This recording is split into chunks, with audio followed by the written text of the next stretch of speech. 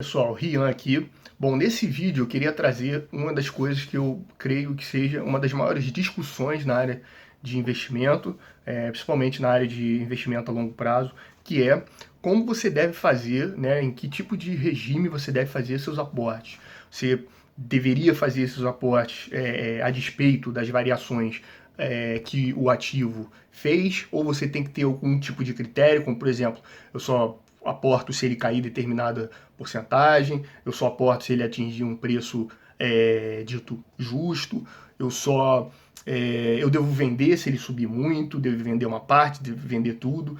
Esse tipo de questionamento sempre me chamou muito a atenção, sempre li, estudei muito sobre isso, mas eu não sei se vocês são parecidos comigo, mas eu só fico mais tranquilo quando eu faço as minhas experimentações e tento juntar esses dados com aquilo que outras pessoas fizeram também, outras pessoas estudaram. Então, eu quero trazer uma planilha aqui que eu fiz para poder analisar justamente essa questão em relação aos investimentos. Então, a gente vai para a planilha para ver isso. A gente está aqui com a. Deixa eu diminuir minha cara aqui, porque vai melhorar para a gente conversar. Aqui está a planilha, tá legal? Eu vou explicar rapidamente aqui como é que funciona a planilha. Eu peguei aqui Petrobras, tá legal? Por que Petrobras? Por critério nenhum, simplesmente eu acho que é a ação aí mais conhecida tanto dentro do mercado e mais conhecida também fora do mercado, simplesmente por isso. Outra questão é que Petrobras ela é cíclica, então ela meio que favorece as estratégias de você comprar no fundo, vender no topo, esse tipo de coisa, como eu queria testar tudo isso. Uma ação que só sobe ou só cai não funcionaria para gente. O período aí de 2011 até 2019, não pega essa última grande queda aí, eu achei que ia distorcer muito para o que a gente quer entender.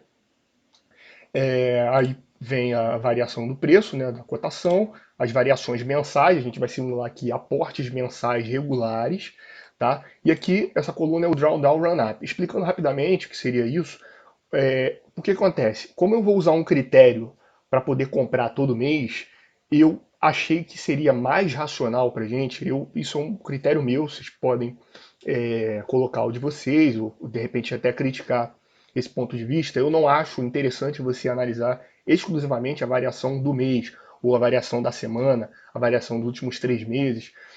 Eu creio que você considerar um prazo considerar as variações somadas e elas são mais importantes. Então, o drawdown run-up é exatamente isso. O drawdown é o máximo que ele caiu no somado, né? Ou seja, a queda somada, e o run-up é a subida somada. Né? O drawdown run-up, a rigor, na verdade, a definição é o ponto mais baixo ou o ponto mais alto dentro de um período que o ativo atingiu. Então, dessa maneira, por exemplo, se nesse mês caiu 5%, mês que vem caiu 10%, no outro mês cair 3%, eu tenho um drawdown de 18%, entendeu? Eu acho mais importante você analisar esse drawdown do que você analisar só a variação individualmente de cada mês. Então, baseado nessa variação, né, a variação de drawdown run-up, que é mensal, né, eu vou fazer o meu critério se eu vou comprar, se eu não vou comprar, se eu vou vender, enfim. Aqui está pré-estabelecido como só compra, se eu tiver esse negócio da frente. Então eu estou comprando todo mês a quantidade que eu comprei, né? Eu estou aqui a compra acumulada, para a gente acompanhar o patrimônio por ação, né? A gente sabe que é, a compra nunca é redondinha, né? Os ativos sempre tem uns quebrados, então você tem o resto, coluna de resto, você tem o aporte por mês, que vai usar o resto. Um detalhe aqui, que esse resto eu não estabeleci nenhum tipo de rentabilidade sobre esse resto, tá? Preferi não fazer nenhum tipo de rentabilidade sobre esse resto, ele simplesmente ficaria ali num caixa, né? Simularia ele ficar um restinho num caixa, e eu uso ele no mês que vem. Então, por exemplo, aqui sobrou R$ 4, no mês que vem você teria no caso aqui eu estou aportando 10 mil, até acho muito, vamos botar para 1.000, né? Uma coisa um pouco mais brasileira. Eu sei que tem gente que consegue aportar 1.000, 10 mil, mas ficar uma coisa mais real, mais próxima da maioria.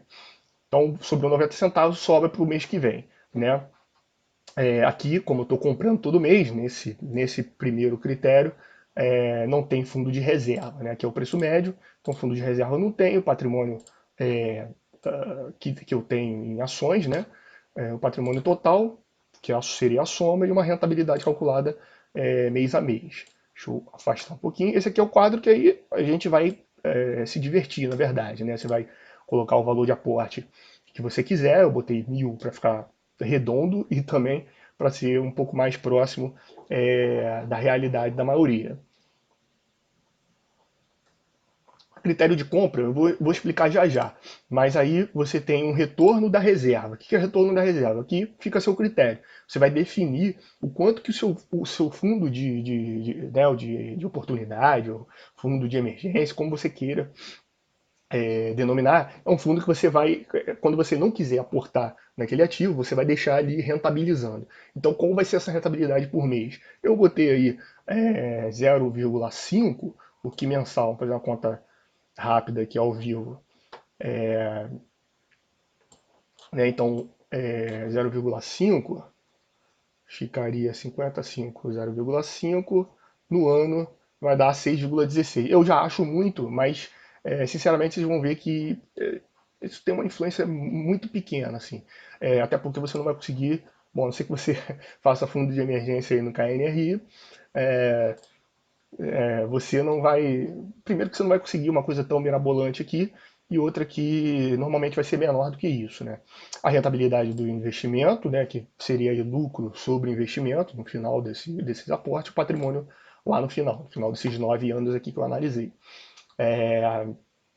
Então, qual é a grande questão? O critério de compra é o seguinte: eu compro o ativo toda vez que a variação do drawdown ou do run-up ele atinge um valor mais baixo do que o meu critério. Ou seja, eu vou estabelecer um piso e se a variação for maior, eu compro. Tá? Esse seria um critério de você comprar no fundo. Tá? Eu tenho a modelagem para você comprar no fundo, eu entendi que essa seria a melhor forma de você modelar. Então, dito tudo isso, como é que fica aqui o gráfico? Tá? As barras são os aportes, tá? Eu estou aportando R$ 1.000 todo mês, você vê que a variação tem uma variaçãozinha aqui por conta daqueles gestos que eu falei, né? Sempre sobe um pouquinho, então ele vai lá de 1.000 e pouquinho até 980 e poucos aqui. Ah, enfim, não tem tanta variação, sempre próximo de R$ 1.000. A linha azul é a cotação do preço, né? Você vê que no longo prazo ele sobe, e a linha cinza é o preço médio, tá? Eu não vejo tanta importância em ver preço médio, sinceramente, mas fica um padrão a mais para a gente poder analisar as estratégias. Então, você vê que o preço médio aqui no final está marcando 8,50 e a cotação né, nesse último mês analisado aqui, se não me engano é janeiro de 2019, estava marcando 18,69. Você vê que o preço médio ele tem que subir, porque o preço sobe, né? Matemática simples, o preço sobe, o preço médio tem que ser puxado para cima, mas ele não tem grandes solavancos, porque como você aporta todo mês, esse preço ele praticamente vai suavemente subindo de forma bem tranquila. A cotação não tem jeito, vai para cima, vai para baixo, mas você aportou aí indiscriminadamente, eu não queria saber quanto que ele estava subindo, quanto estava caindo. Então, o que a gente vai testar? E se eu quisesse testar o seguinte, não, eu acho que comprar todo mês assim, eu pioro os resultados. Eu quero, de repente, poder comprar quando essa ação está mais barata. Tá? Então, o que seria isso, por exemplo, representado no gráfico? Eu entendo que isso representado no gráfico seria você comprar nos fundos. Então, você tem uns fundos, quando você tivesse o pico, você não compra, você ficasse guardadinho no fundo de oportunidade, e quando batesse lá no fundo, você comprasse. Esse seria o primeiro critério, acho que a maioria dos youtubers, né, com essa questão do valuation, né, o valuation, comprar no fundo e tal, comprar barato, preço justo, normalmente essa é a história. Então, vamos supor que eu estabeleça aqui um critério de você comprar só quando ele soma um drawdown, ou seja, só quando ele cai somado, de maneira somada, né, acumulada, mais do que 2%, tá, mensal. Então, como é que ficaria? Você vê que você vai comprar muito menos vezes, né? As primeiras análises são o seguinte: você vai comprar muito menos vezes, né, do que estava antes, né? Você vê que você está comprando o tempo todo. E com esse critério, a gente já analisa aqui que a rentabilidade subiu. Tá? Estava dando 119, agora está dando 122%. A rentabilidade subiu, o patrimônio naturalmente vai subir também. Você vê que as compras são feitas de maneira muito mais isoladas e o valor desses aportes são muito altos, tá vendo? Então, como o meu aporte mensal, a capacidade dele é de R$ 1.000, eu faço aportes aqui até de 8.000, faço aportes de 7.000, então são aportes isolados e você vai perceber que eu era já exatamente aquilo que eu queria, tá vendo? Eu estou comprando aqui no fundo, quando ele sobe eu fico de fora, tá? Ó, subiu, esticou aqui, eu fiquei de fora. Quando ele caiu, deu um respiro aqui, eu fui lá e apanhei. Subiu, caiu, fui lá e apanhei. A rentabilidade subiu, né, naturalmente. E o meu preço médio, estava marcando, se não me lembro, deu 8,50 na outra.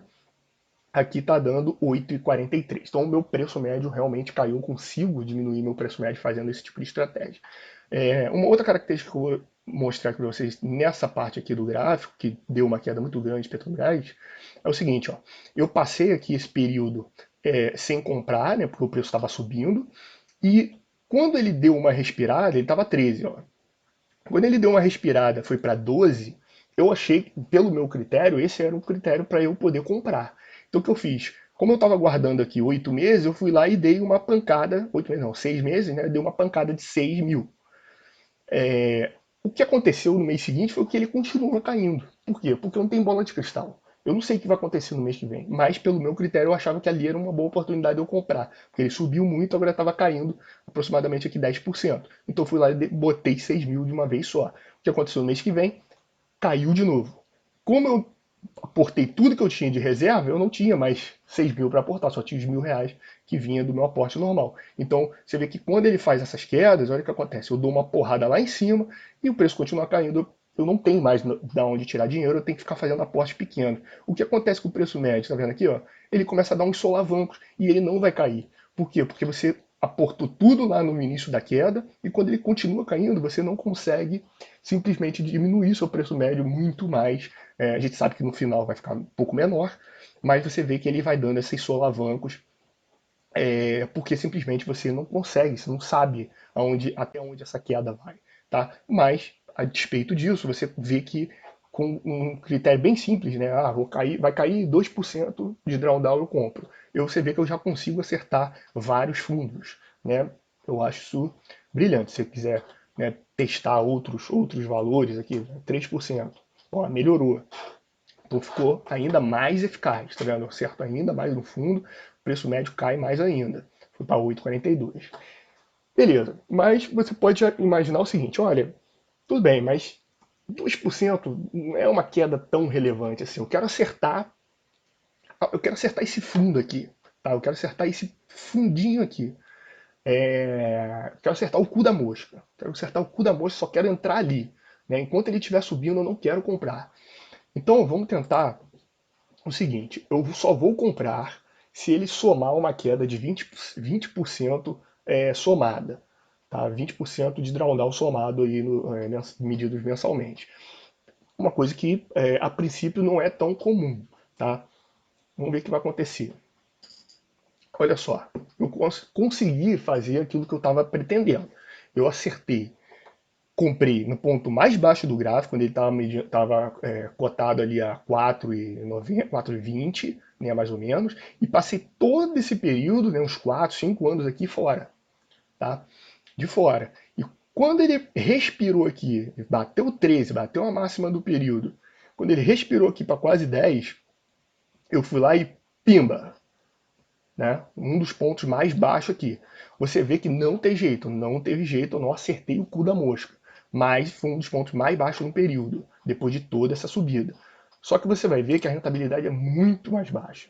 Tá? Muito mais baixa e o seu patrimônio no final vai ser menor. E isso se dá principalmente por quê? Porque você passou a maior parte do tempo num fundo de oportunidade que rende muito pouco, rende muito menos do que uma ação, do que essa ação aqui rendeu nesse período. Então, o teu custo de ter ficado de fora durante todo esse tempo foi muito caro, né? O teu custo de você ficar procurando uma grande queda para poder entrar custou muito caro para você, custou muito caro na sua rentabilidade. Sua rentabilidade diminuiu muito, tá? Além disso, você não acertou o cu da mosca, você não acertou o ponto mais baixo. Então você vê que isso aqui é uma característica do valuation, né? Então quer dizer, estava lá no 4 reais, você fez o valuation, né? Fez o valuation, era 4, o preço justo e você comprou.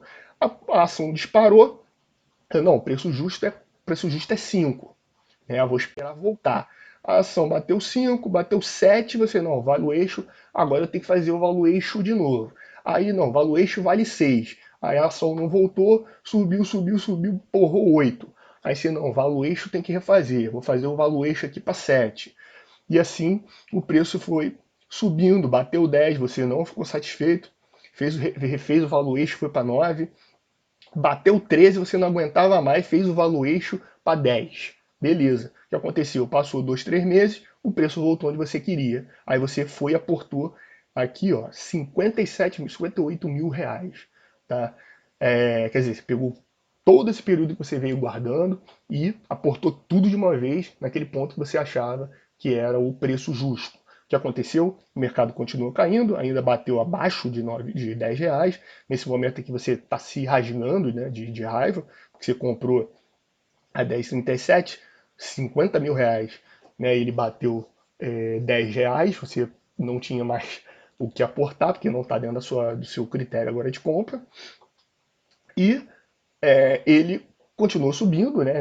Nesse caso aqui, uma ação continuou subindo, ok para você, mas isso não melhorou. Olha o que acontece com o preço médio, olha o sobressalto que ele dá aqui, né? E perceba, olha o valor do preço médio, 8,93. Se você lembrar, no critério de comprar todo mês era 8,50, comprando com pequenas quedas era 8,42, a gente conseguiu bater 8,42 preço médio, e se você fizer só essas duas compras, você bateu 8,90. Então, quer dizer, não melhorou, né? Na verdade, piorou muito. Esse seria aí talvez o pior dos mundos, né? Então, antes de eu concluir esse vídeo, eu queria mostrar o seguinte: existiria uma possibilidade de você fazer uma outra estratégia, que é o seguinte. Vamos pensar o seguinte: eu primeiro coloquei a estratégia de você comprar todo mês, ou de você comprar só quando ele cai, ou de você comprar quando ele cai muito, tá? Que seria esse último. A gente viu que esse cair muito é o pior, né? O melhor seria você comprar quando ele tem pequenas quedas, né? Quedas importantes ali no período. E o intermediário seria você comprar sempre. Mas e se eu estabelecer o seguinte critério? Bom, eu poderia pensar o seguinte: eu posso comprar sempre, exceto quando ele subir muito. Perceba que é diferente de você comprar só quando cai. Eu vou comprar sempre, mas se ele esticar muito, e eu vou estabelecer esse critério de muito, eu não vou participar. Então, quer dizer, eu vou estar comprando. Mas se ele se animar muito, o preço der uma animadinha ali, eu saio fora. Eu fico na minha. Quando ele der uma arrefecida, eu continuo comprando. Então, isso seria baseado no run-up, né? Uma estratégia que eu pensei que seria também interessante. Eu confesso que eu não vejo muita gente falando sobre isso. Quero salientar que é diferente de você comprar só quando cai, né? Aqui eu estou comprando sempre e vou deixar de comprar se ele acelerar uma alta muito grande, né? Então, a gente vai estabelecer um critério seguinte: se ele fizer um run-up de mais de 20%, eu não compro. A gente vai ver como é que vai ficar. Olha só como é que fica. Eu aporto todo mês, meu valorzinho lá de R$ 1.000, uns quebradinhos. Aí ele deu uma porrada muito grande aqui, opa, fiquei de fora. Aí o que aconteceu? No mês seguinte, ele descansou, o preço descansou. Eu fui lá e pimba, aportei. Aí, preço de boa, subindo devagarinho ali, eu tô aportando, tô aportando. Ele, opa, se animou muito, eu fiquei de fora, tá? Então perceba que a característica disso no gráfico, tá vendo? Ó, animou muito, eu fiquei de fora, ele deu uma descansada, eu entrei. Caiu, eu tô comprando, caiu, eu tô comprando. Mesmo subindo, eu tô comprando. Mas se ele esticou muito, opa, segurei. Então, quer dizer, essas altas esticadas faz com que eu não compre a preços muito caros. E quando ele dá uma arrefecida, eu vou lá e continuo comprando. Dessa maneira, eu consigo diminuir meu preço médio e também consigo não ficar de fora da rentabilidade do ativo. Você vai perceber que a rentabilidade é maior do que comprar todos os meses. O nosso preço médio, ó, que vai medir 8,49, praticamente é o mesmo de comprar todo mês. Praticamente. Eu quis. Aqui, ó, tá vendo? Ó, ele subiu muito, tá vendo? Quando ele caiu, eu fui lá e comprei. Né? Você vê que ele melhora um pouco a rentabilidade, mas não é muito, tá? O preço médio praticamente ficou igual aqui, um pouco abaixo do que seria de comprar todo mês. Né? Esse seria comprar todo mês. Então, para concluir, o que eu queria demonstrar com essa tabela? A gente tem um que me pareceu ser ruim, um intermediário e um excelente. O excelente, melhor, o pior aí foi você só comprar com quedas muito grandes, né? Estabelecer um critério de uma queda muito grande para você poder entrar. Você perde a rentabilidade daquele ativo, né? Se ele for um bom ativo, porque se você está comprando, você acredita que aquele ativo é bom, né? Esse é o nosso pressuposto. Então você perde a rentabilidade daquele ativo, ficando na rentabilidade de um fundo, né, de oportunidade, você acaba perdendo rentabilidade. Esse seria o pior das estratégias.